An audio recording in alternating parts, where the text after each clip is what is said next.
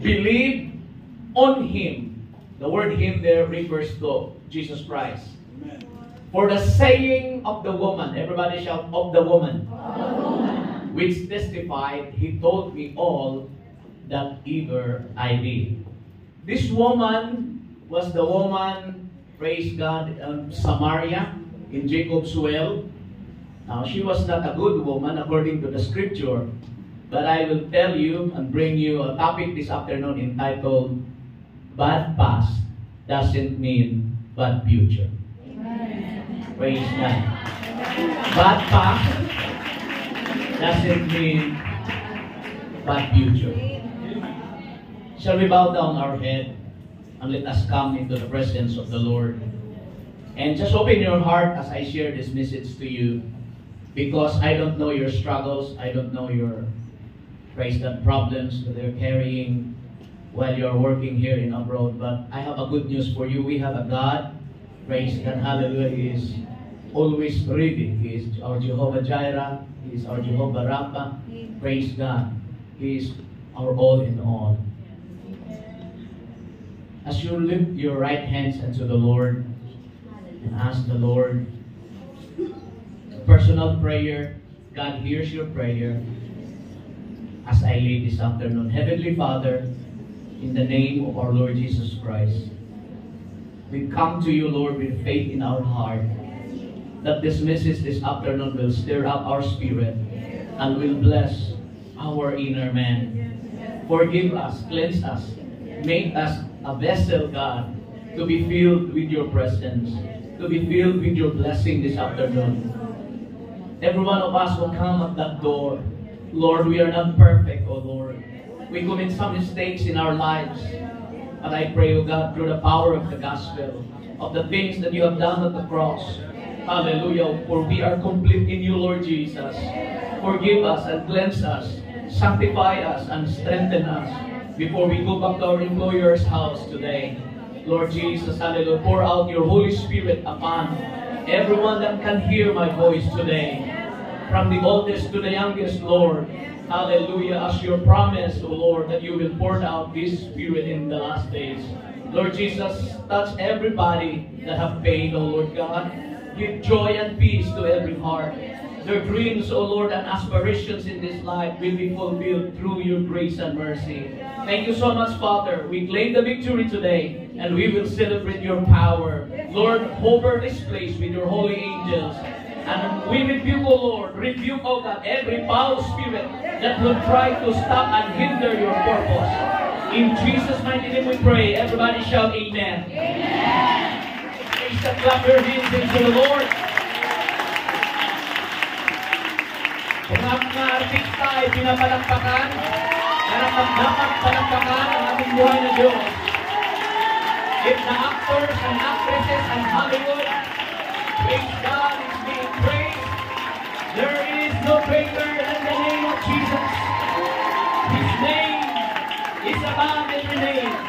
Every knee shall bow, every tongue will confess that our Lord Jesus Christ is the Lord of all, to the glory of the Father. Everyone shout amen. Praise God. Turn to your neighbor, tell her, tell him, you have a bright future.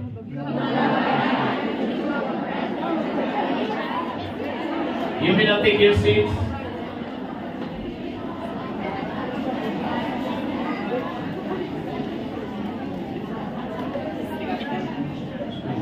The word bad, okay, is not actually bad. The word bad is an adjective, poor quality or a low standard.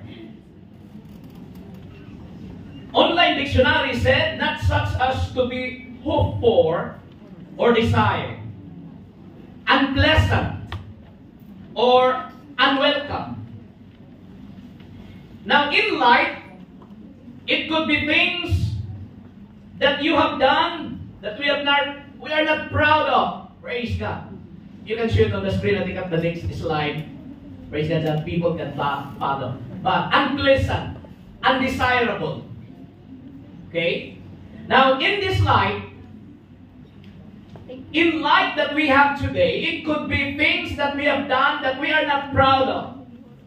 In other words, we mess up. Or it could be an intentional mistake. Mistake is not a sin.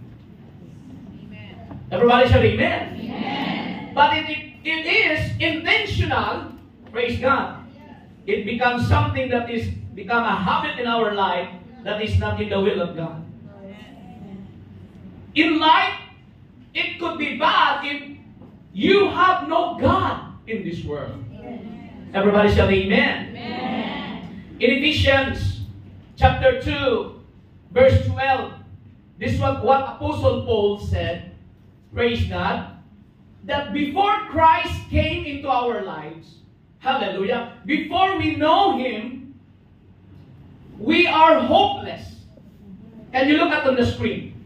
That at the time you were without Christ, being aliens from the commonwealth of Israel, strangers from the covenant of promise, having no hope. Everybody shout, having no hope. Having no hope. And without God in the world. Amen. So if a life of a single person have no hope, have no God, just imagine, hallelujah, how bad is that life? Amen. Everybody shout, praise the Lord. Praise the Lord. Now I will share to you an Old Testament history, the story of Israel in Joshua chapter 5. And God said, this day, I'm going to roll out, praise God, the reproach that you have from Egypt. This day, what's the reason? What happened to them? Why God declares to the congregation of Israel, this day I will roll away the reproach of Egypt from you. Now, this is the story. Israelites were in bondage for 430 years in Egypt.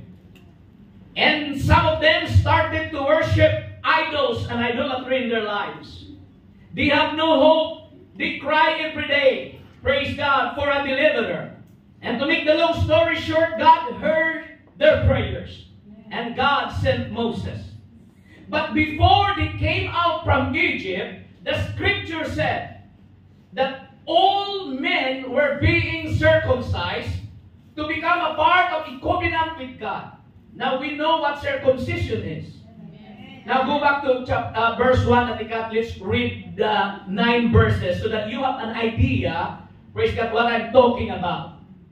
In Joshua chapter 5, verse 1, this is it. And it came to pass, when all the kings of the Amorites, which were on the side of Jordan westward, and all the kings of the Canaanites, which were by the sea, heard that the Lord had dried up the waters of Jordan before the children of Israel, until we were passed over, that their heart melted, neither was there spirit in them anymore because of the children of Israel.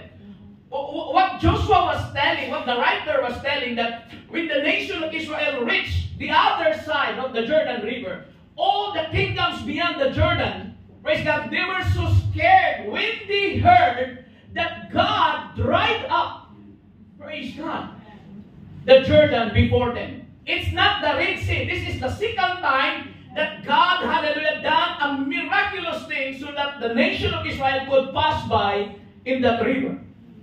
Their heart was melted. They were so scared because of the children of Israel. Verse 2. This is what the scripture said.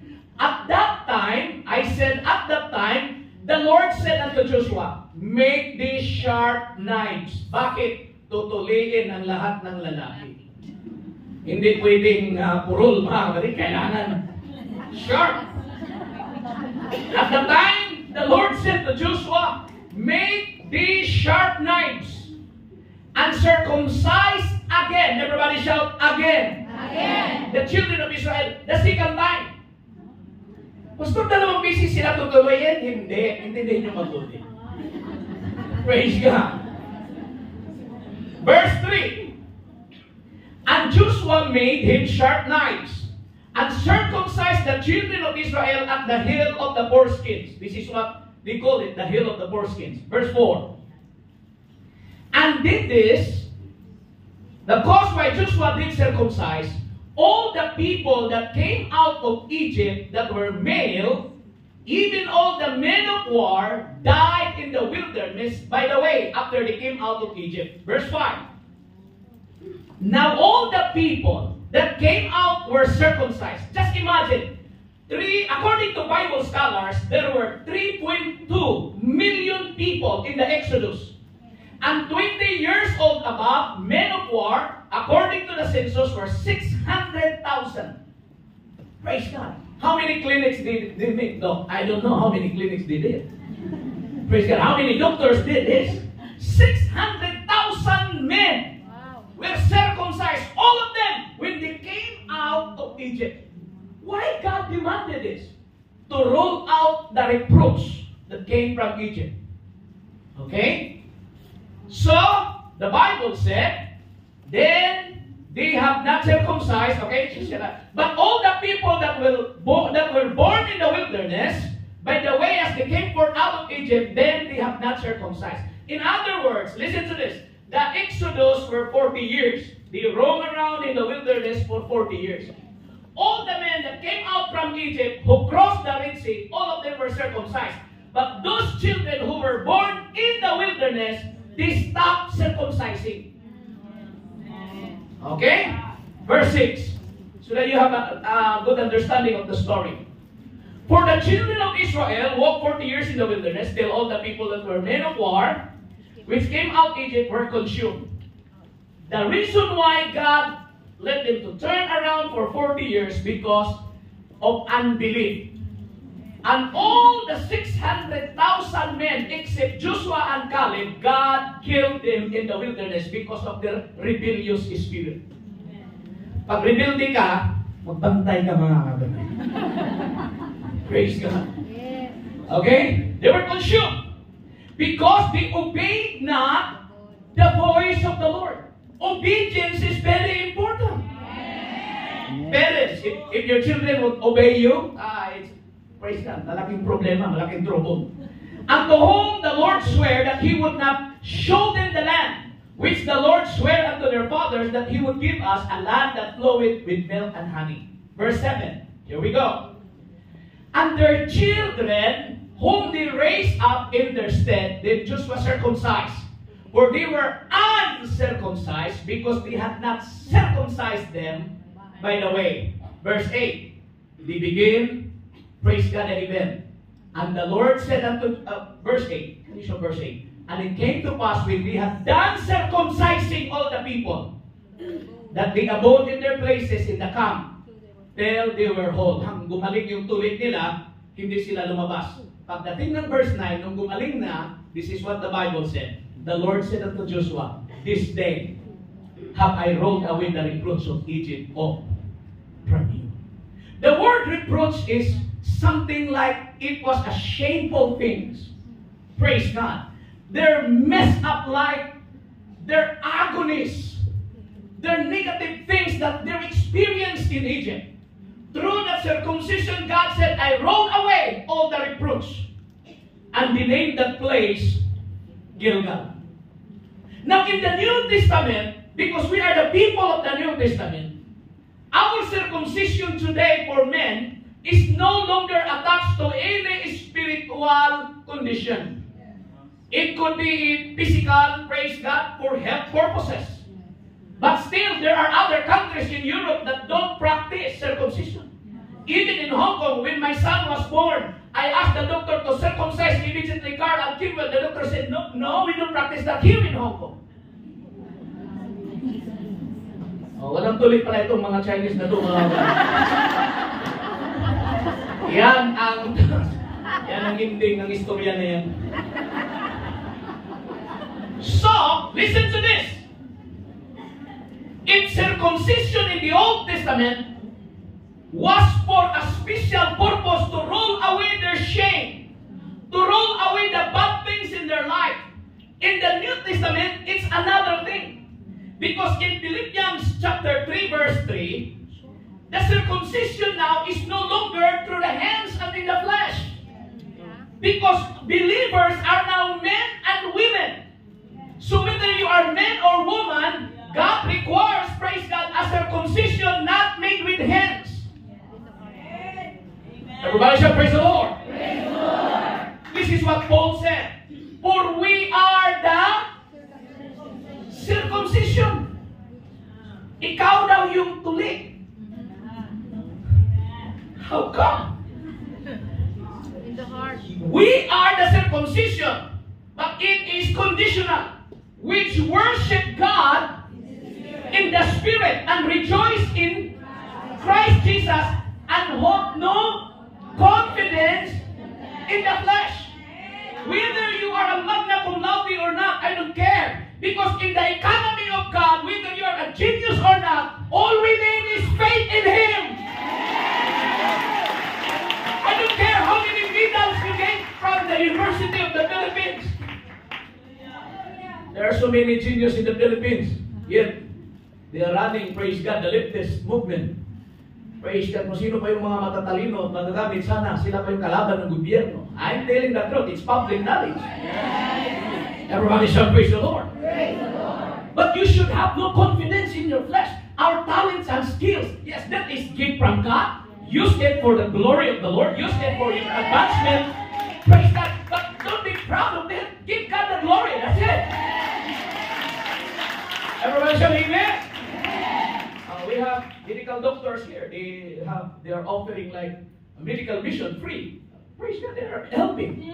Praise God. Their gift has been used, praise God, hallelujah, for advancement, to help others alleviate their pain or their situation, praise God, to become more bearable for them. So Paul said, for we are the circumcision.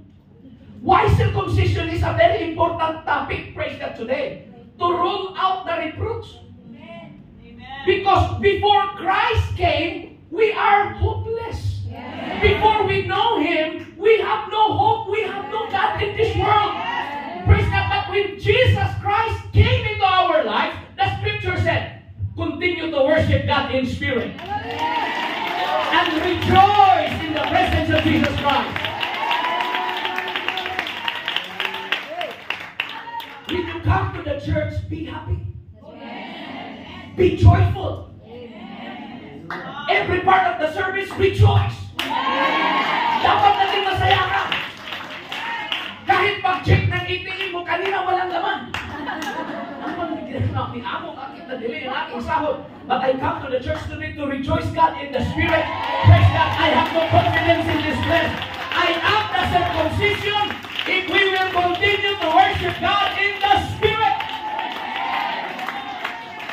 Yeah, you may continue to serve God in the Spirit, but if you don't rejoice, that is why Paul said, rejoice in the Lord always, and again I say, rejoice. Kasi ayaw ng Panginoon makapasok sa langit ang mga hindi masayahin. Praise God. Everybody show amen. I will give you some thoughts about circumcision. This is just introductory. Don't worry, we have a lot of time. Colossians chapter 2 verse 9 up to verse 13. Praise God. Colossians chapter 2 verse 9 up to verse 13.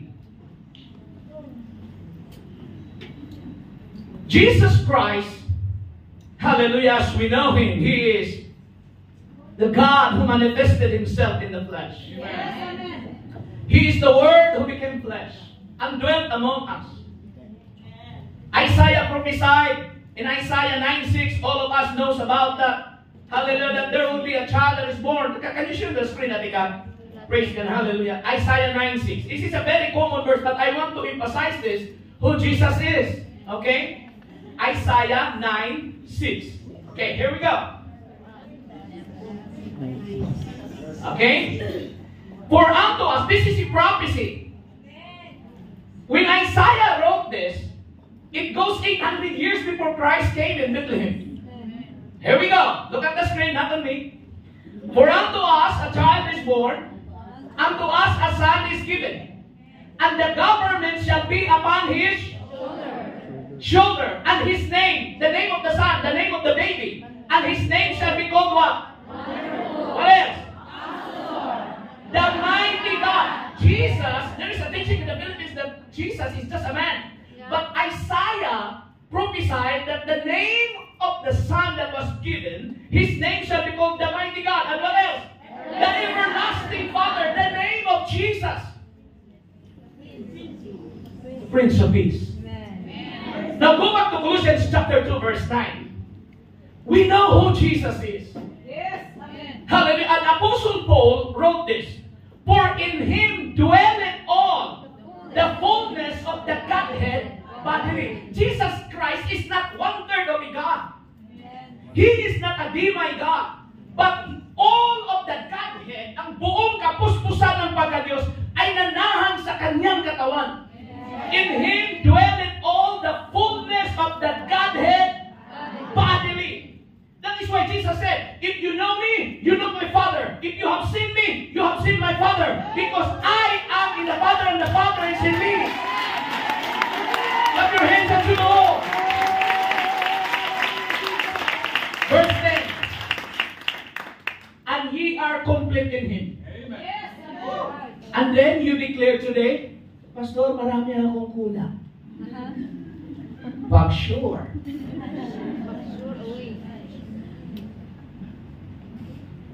Are we serving the real Jesus in our life? Yes. Are we worshiping the real Jesus in the Bible?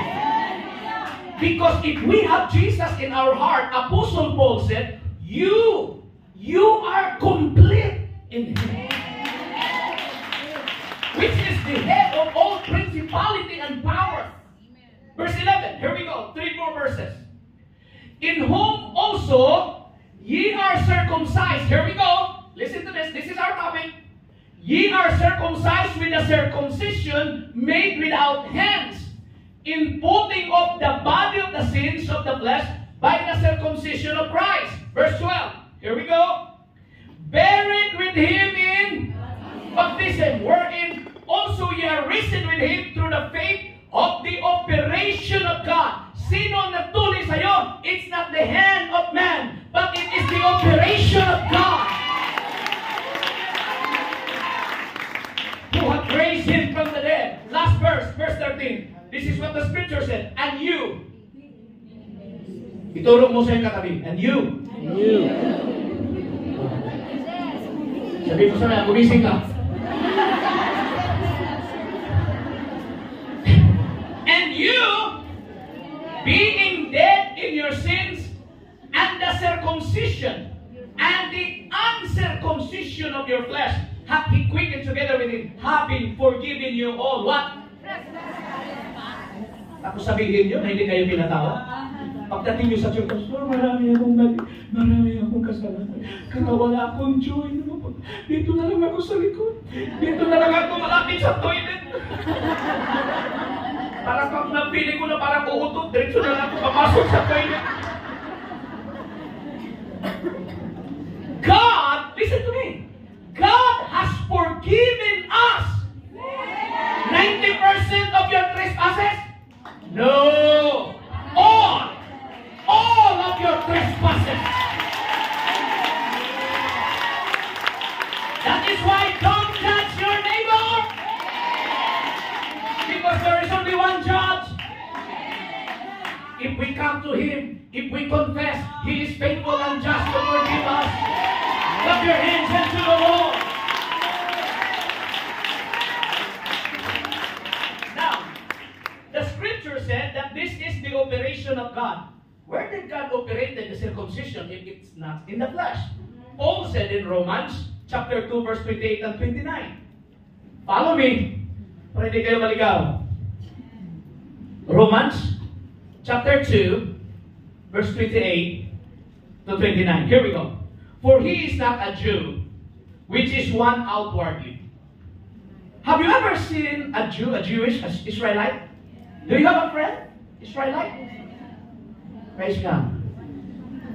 Kawawa naman kayo mga friend na Israelite. But in the scripture, if you want to be Jewish, it's very simple. You don't need a Jewish mother or a Jewish father. Yes. Because in New Testament, this is the only requirement to become a Jew. Yes. For he is not a Jew, which is one outwardly. Neither is that circumcision which is outward in the flesh. Kasi pag tuliin ka, Hudyo ka. Yan ang ibig sabihin ni Pablo. Kasi sa unang panahon, ang tuli, Hudyo lang po. Now, in 29, this is what the operation of God. But he is a Jew, which is one inwardly, not outwardly. And circumcision is that of the heart, in the spirit. Noon, nung wala pa si Kristo sa buhay mo, napaka-moody mo, napaka-kupangit ang ugali mo. Yung espiritu mo hindi ma-drawing. Kahit pa, tusan mo si Michelangelo, mga kapatid. Sino ba magaling na magpinto na? But he is a Jew, sino naman Hudyo? Which is one inwardly. Sa loob. Yes. And circumcision is that of the heart. Yes. In the spirit and not in the letter, whose praise is not of men but of God. Yes. I don't care if people will not appreciate or tap my back, as long as God, hallelujah, His eyes, He's happy to look at my life. Everybody say, praise the Lord. Praise the Lord. That is why God told Joshua, Joshua, this day I rolled away all the reproach from Egypt out of you when you do the circumcision of all the people that was born in the wilderness. Pastor Plaza, what is that to our topic? That your bad past doesn't mean a bad future. The story that I read to you in the New Testament is about the story of a Samaritan woman who had 6 husbands. Can you beat that? Everybody shall amen. Nahirapan ka na nga sa isa. I want you to share the story. Everybody shall praise the Lord. Praise the Lord. According to John, hallelujah, sa chapter 4, and the story is very familiar to us, that the life of this woman is so messed up. She would not be qualified to be mentioned in the scriptures. But remember this. This is the story in which Jesus said, hallelujah. If you go back to verse 20 at the cut, I will give you the story perfectly, praise God, one line by line. Para maintindihan nyo po. Para pag uwi nyo mga kapatid, meron kayong naalala. Jesus told the woman, our fathers, this is what the woman said, our fathers worshipped in this mountain, and ye say that in Jerusalem is the place where men ought to worship. The Jewish people said, oh, only in the mountain in Jerusalem, God accepts worship. And the woman in Samaria said, oh, we have Mount Gerizim. I saw Mount Gerizim literally in my eye when I passed, praise God, Samaria. So, our fathers told us to worship in Mount Gerizim, but your father said, all your folks in Jerusalem said, in Jerusalem only, all men ought to worship. What was Jesus' reply? Verse 21. Jesus said unto her, woman, believe me, the hour cometh, when ye shall neither in this mountain, nor yet at Jerusalem, worship the Father.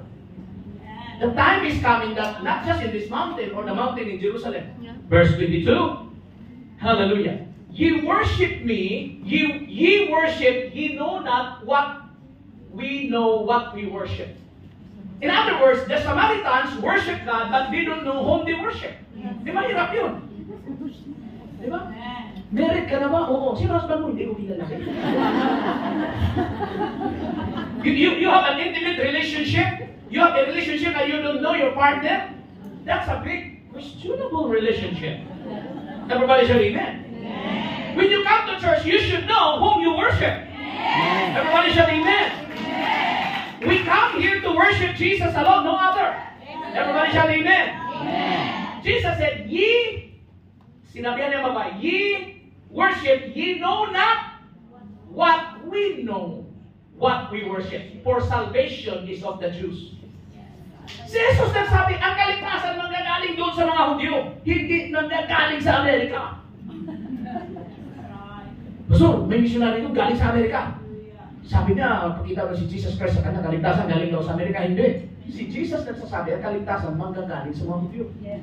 Siyempre, si Jesus Christ ang ibig sabihin, hindi na lang kinikling sa harap ng babae. Verse 23. Here we go. And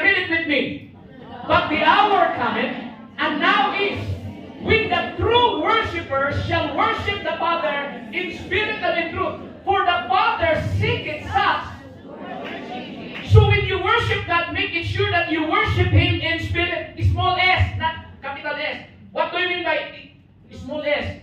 Yung diwa mo. Pagpikit ng iyong mata, dito sa church, ang diwa mong espiritu mo, hindi po doon sa door-to-door.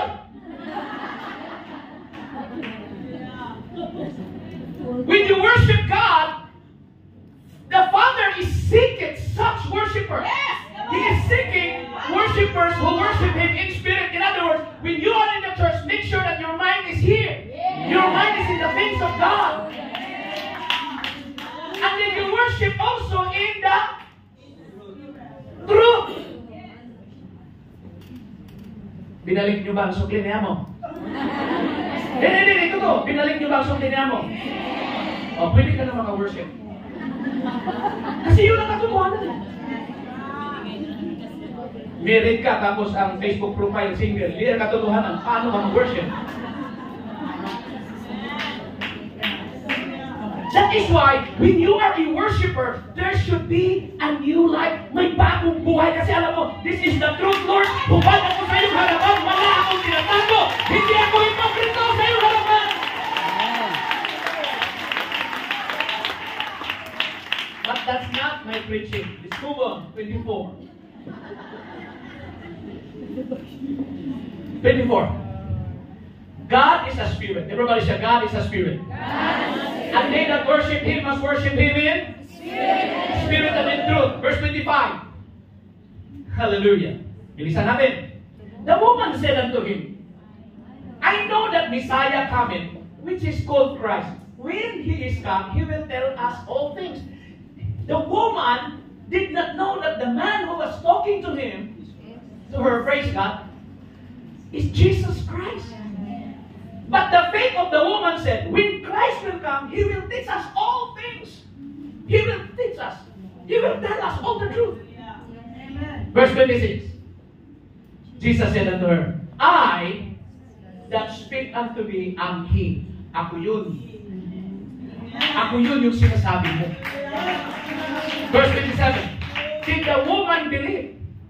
And upon this came His disciples, and marveled that He talked with a woman, because it was unthinkable for a Jewish man to talk with an outsider, to talk with a Samaritan who are dogs according to the Jewish standard, because they are unclean. And the disciples were so amazed why Jesus was talking to this woman. This woman is miserable. This woman is a sinner. And yet no man said, what seekest thou, or why talkest thou with her? Yung 12 disciples, no, sabi nila, bakit natin pag-usap yung master natin sa babaeng anim ang husband?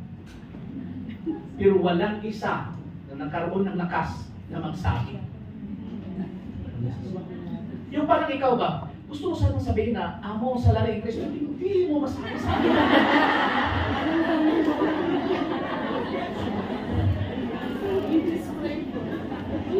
Praise God. Verse 28. Okay, here we go. The woman didn't let her water pot, because that was Jacob's well, 12 o'clock at noontime, and went her way into the city, and saith to the men, verse 29, come, see a man, which told me all things that I never did. He told me all the bad things that I did. Is not this the Christ? Sometimes when there is a preaching in the church, no one told the pastor about your bad things, about your sin, and yet, praise God, the pastor is preaching like he is talking to you, and you will, in your mind is running, who told Pastor Plaza about my yun? Marami talaga mga artist dyan sa New Life. But the preaching is talking, the word of God is talking to you. Yes. So the woman ran to the city and he told all the men, come and see this man, because he told me everything I did. Is this not the Christ? Yes, he is. Then they went out of the city and came unto him. 31. Hallelujah. In the meanwhile, his disciples prayed him, saying, Master, eat. Master, kumain ka, snacks ka muna. 32. Hallelujah. But he said unto them, I have meat to eat that ye know not of. Verse 33, therefore said the disciples one to another, have any man brought him aught to eat? May nagdala ba sa kanya ng pagkain? 34. Hallelujah. Jesus said unto them, my meat is to do the will of him that sent me and to finish his work. Jesus said, my meat, ang pagkain ko po, is to do the will of him that sent me and to finish his work. The real need, praise God, hallelujah, of our Christian life is to do the will of God. Oh, yes. Amen. That's the real need. And finish it. Don't stop. Huwag kang mag-backslide. Yes. Kung nag-umpisa ka maglingkod, if you start this, Sister Cindy, to serve the Lord, go on to the finish line. Because Jesus said, he that endureth into the end, the same shall be saved. 35. Say not ye, there are yet 4 months, and then coming harvest. Behold, I say unto you, lift up your eyes, and look on the fields, for they are white, ready to the harvest. This verse is because of the story of a sinful woman. Yes. Verse 36. Hallelujah. Why it is very important to invite people to the church. Listen to this. And he that reapeth, receiveth wages. Look, yung nakatanggap na ng sahod, magsabi, praise the Lord. Huwag itaas ang kamay, baka makita ka. He that reapeth, receiveth wages. Sino makatanggap ng sahod? Yung nag-ani. Ano ba kayo? He that reapeth, receiveth wages, and gathereth fruit unto life eternal. Each head, brother and mother, each one of us is a fruit we gathered here for eternal life. Just imagine the value of one soul. Everybody shout amen. That both he that soweth and he that reapeth may rejoice together. But the wages of those who harvest souls, Jesus said, hallelujah, in Revelation chapter 22 verse 12, this reward Jesus will bring at the end when he will come. And behold, I come quickly. Look at the scripture. And my reward is with me, to give every man according as his work shall be. When Jesus comes, you will receive wages. You will receive a reward. Who are those people qualified for the reward and wages? Those who harvest the souls. Those who harvest people. Because every people are fruits to be harvested. To be harvested, should I say. Everybody say amen.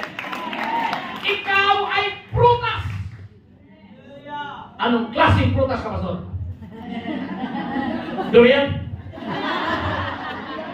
Masarap, mahal, matinik. There are people in the church who are very thorny. Tinik, kunti ng alay ka. Pag nalapitan mo, sensitive. Yeah. But they are still fruits. Yes. May mga saging. Yung mga nakayelo, saging kayo. Yung mga nakaitim, ano kayo? Mga blackberries. All of you here are fruits. I want you to understand this. I want you to understand something. The Lord has gathered all the fruits into His barn. And those who reap and gather shall receive reward. That is why Jesus said, though, in John chapter 15, verse 16, this is what the Bible says. John 15, 16. Ye have not chosen me, but I have chosen you, and ordained you that ye should go and bring forth what? Fruit, and that your fruit should remain. Na dapat yung mga nag-save mo, manatili. Ikaw na na-save, huwag kang umalis, huwag kang lumayas.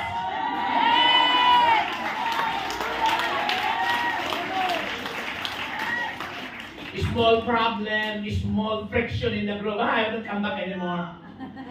I was the one who cooked the pancit and did not leave me a little. I will not come back to the church. Making sure that your fruit should remain. Jesus said, you're not the one who chose me. I am the one who chose you. Yes.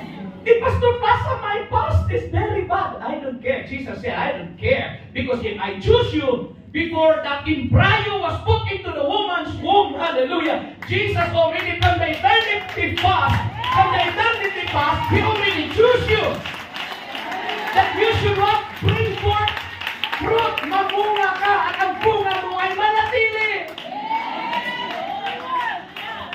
Pastor Casa, it's very difficult to win a soul. Difficult, Jesus said, that whatsoever ye shall ask of the Father in my name, He will give it to you. If you ask your employer to be saved, ask God, Lord, save my employer, for there is nothing impossible with God.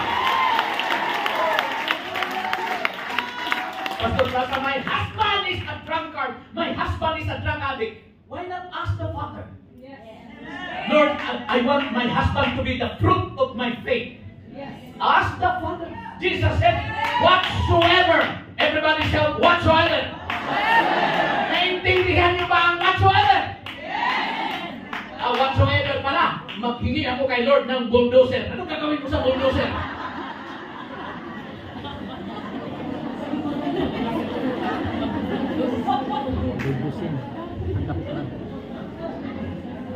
Whatsoever. It refers to things that will help you in aid, that you will bring forth fruit. Yeah. Things that will help us to live a holy life. Yeah. Pastor, Lord, give me iPhone 17. Hindi mo na na-release ang iPhone 17 siguro. Bihingi ka na. Does it help your holiness? No, it doesn't help. Praise God. Everybody shall praise the Lord. Praise the Lord. So, we know the detail of the story. It was the woman. Praise God. If you will go back to John chapter 4, praise God, the last verse that we have read, I will just share it to you directly, praise God, not on that verse. I'll say, okay. And many Samaritans of that city believed on Him for the saying of the woman. The woman was a sinner. The woman was a mess up. The woman, hallelujah, praise God, hide in his own house. Because she's scared of, the topic in the morning of the people. But what happened? The saying of the woman gives a revival in the city. Hallelujah. Because in God, your bad past doesn't mean bad future. Hallelujah. Clap your hands unto the Lord.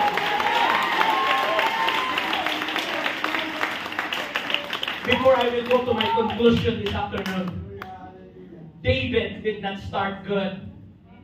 He was an adulterer. He was a murderer.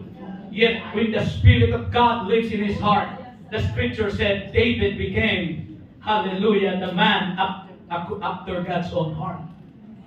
We know who was Mary Magdalene. Mary Magdalene, hallelujah, possessed 7 evil spirits. But when she gave her life to Jesus, she became a new creature, and she became, praise God, the first woman to preach the gospel about Christ's resurrection. Paul was a murderer, according to 1 Timothy chapter 1, verse 15. Hallelujah. This is a very eye-opening to us. This is what Paul said. This is a faithful saying, and worthy of all acceptation, that Christ Jesus came into the world to save who? Sinners. Not righteous. He came into this world to save sinners. And Paul said, he declared, of whom I am chief. Paul was the top-notcher of all the sinners. That's what he said. Of all the sinners, I am the most worst of all the sinners. But when Jesus came to this world, He saved me. He changed me. And what was the future of Paul? He became the apostle for the Gentiles.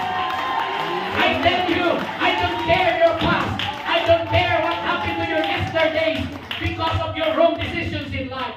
All we need today is to be circumcised in the heart and to receive the Lord. And Jesus will roll away all the shame, all the guilt in our life. Amen. Shall we stand together? Jesus loves us so much. I am not perfect. To all our friends who came from Philippines, I am just a testimony of the goodness of God. How He changed me. There are many drug addicts here. Many women, praise God, hallelujah, are burdened in sin. But when we devote our life, when we surrender our lives to Jesus, He changes everything. Because the scripture said, if any man be in Christ, he's a new creature. All things are passed away, behold, all things are become new.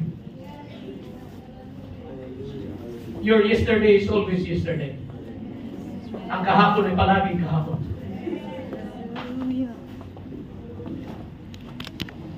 Shall we open our mind and heart to the Lord this afternoon and think about the goodness of God? If you cry, cry to the Lord. If you pray, pray to Him. If you pray aloud, pray to Him. We are free. You can do everything here as long as you are in the will of the Holy Spirit. But I ask you one thing. Just give your life and dedicate your life to the Lord. Next Sunday, go out and ask the Lord, Lord, give me a fruit. Give me a friend. Give me a kababayan in the street that I can bring to the church. And this friend will remain in the church until you come. Because there is nothing impossible with God. You can ask our Father, Father, enlighten my employer of who you are. We are not just receiving here for dollars. We are here, hallelujah, for another reason why God allows you to become an OFW. You are the bearer of the gospel. We have some professionals who visited us today. They are not just bearers of professionals and plaques that are being fastened in the wall of their house. But they try their best, hallelujah, that this gifts, hallelujah, and calling can be shared to others and be a blessing. Your bad past doesn't mean a bad future. But if you want to have a good future, start today to give your life to God. Surrender your life to the Lord. Romans chapter 6, verse 3, 4, and 5, Apostle Paul said, do you know that all of you who are baptized in Christ Jesus are baptized unto His death, and you are buried with Him?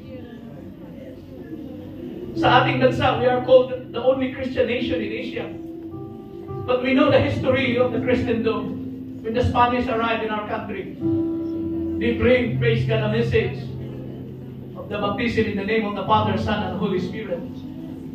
But if you look at the book of Acts, all the apostles, they baptized in the name of Jesus Christ, all the believers, Jews, Gentiles, Romans, professionals. Why in the name of Jesus, Pastor Plaza? Because Acts 2:38 said, there is forgiveness of sins in the name of our Lord Jesus Christ. When Mary got pregnant, Joseph tries to escape. This is not my baby. Why my wife become pregnant? I never touched her. But the angel of the Lord Gabriel said, Joseph, don't divorce Mary, Joseph. Don't go away, Joseph. Because the child in her womb, hallelujah, is the fruit of the Holy Spirit. Call His name Jesus. Matthew chapter 1, verse 21 to 23. Thou shalt call His name Jesus, for He shall save His people from their sins. He shall bring forth a son, and thou shalt call His name Jesus, for He shall save His people from their sins. I was a sinner. You were a sinner too. Romans 2:11 said, no one is righteous, no, not one. For all have come short of the glory of God. But Jesus will roll away all the shame, all the bad things that we have experienced in this life. Maybe some of you have experienced bad things when you were in teenagers. A trauma. I have talked to a woman who was raped by his own father at the age of 12. Came to this church, served God for so many years, but said, I have no peace in my mind. I have still revenge in my heart. I said, surrender to the Lord. Give your life to Jesus. She received the Holy Spirit, and she go home and forgive her father. That is the power of the gospel. That is the power of the gospel. The name of Jesus is so powerful. There was a woman one Sunday here in this particular area. Her legs is so big. We don't know what it was. It was so red. The color is so reddish. I feel that, I look at her, praise God, and her legs are ready to burst out. She cannot walk properly. She said, Pastor, can you pray for me? I said, believe in Christ Jesus. By His stripes you were healed. I lay hands on her and declare healing in the name of Jesus. After I said in the name of Jesus, she ran to the toilet and she said, Pastor, I pee in the toilet for almost 5 minutes, maybe 2 to 3 liters of water. She come back here, there's no more redness in her feet. She was healed in the name of Jesus.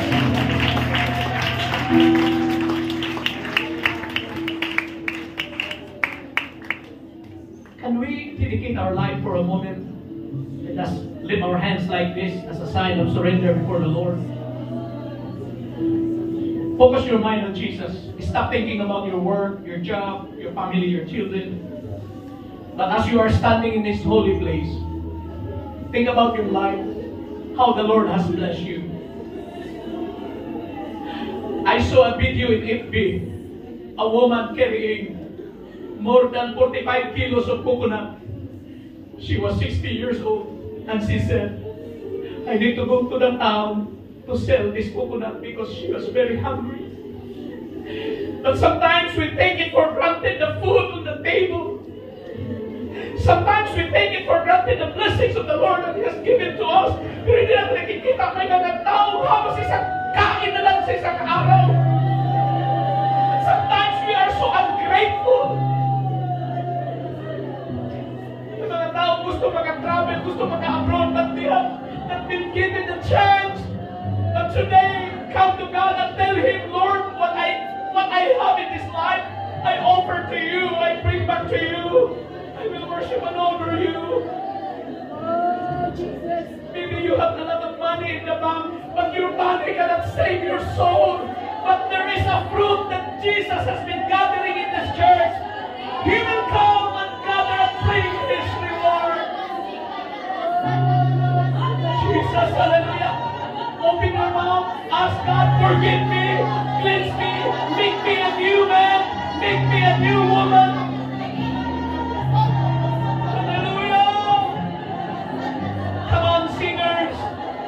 Lord, I offer my life to you. Lord, I offer my life to you. If you are not get baptized in the name of Jesus, get baptized in His name. Start to have a relationship with a true God. It's not just a religion. It doesn't mean that when you come to the church every Sunday, you are now a child of God. Are you worshiping Him in the Spirit? Are you worshiping Him in the truth?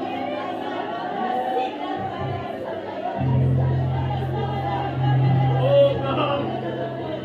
Lord, let your Holy Spirit move upon this congregation. Hallelujah. If you feel in your heart to come to the altar, hallelujah, I ask you, come. If you feel to come to the Lord, come. Just come with all of your heart to the altar. Offer your life, your soul, your body, your spirit. Huwag mahiyang lumapit sa altar. Dito mo maramdaman ang yakap ng presensya ng Diyos. Jesus said,